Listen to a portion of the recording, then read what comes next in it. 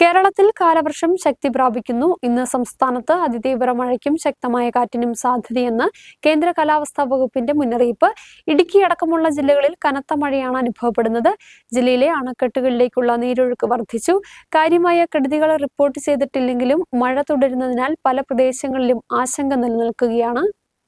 കേരളത്തിൽ കാലവർഷം ശക്തി പ്രാപിക്കുകയാണ്. ഇന്ന് സംസ്ഥാനത്ത് അതിതീവ്ര മഴയ്ക്കും ശക്തമായ കാറ്റിനും സാധ്യതയെന്നാണ് കേന്ദ്ര കാലാവസ്ഥാ വകുപ്പിന്റെ മുന്നറിയിപ്പിൽ പറയുന്നത്. അടുത്ത 5 ദിവസത്തെ മഴ സാധ്യതാ പ്രവചനത്തിൽ കാലാവസ്ഥാ വകുപ്പ് വിവിധ ജില്ലകളിൽ റെഡ്, ഓറഞ്ച്, യെല്ലോ അലർട്ടുകൾ പ്രഖ്യാപിച്ചു.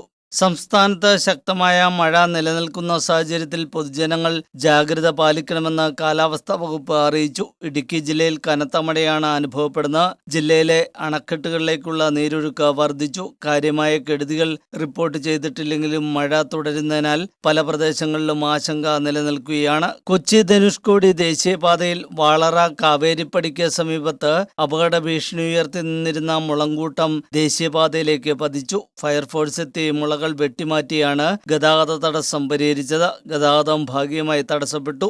അതേസമയം ദേശീയപാത 85-ൽ നേരിമംഗലം മുതൽ മൂന്നാർ വരെയുള്ള പ്രദേശത്ത് പല ഭാഗങ്ങളിലും റോഡിലേക്ക് മറിഞ്ഞു വീഴാവുന്ന രീതിയിൽ നിൽക്കുന്ന നിരവധി മരങ്ങളാണുള്ളത്. കൂടാതെ റോഡിന്റെ വശങ്ങളിൽ മണ്ണിടിച്ചിൽ സാധ്യതയും നിലനിൽക്കുന്നുണ്ട്. മഴ മുന്നറിയിപ്പുകൾ നിലനിൽക്കുന്ന സാഹചര്യത്തിൽ പൊതുജനങ്ങൾ ജാഗ്രത പാലിക്കണമെന്ന് ജില്ലാ ദുരന്ത നിവാരണ അതോറിറ്റി നിർദ്ദേശം നൽകി.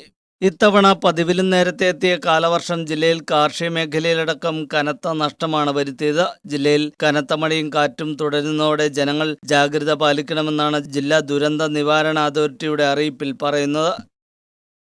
News desk, media net.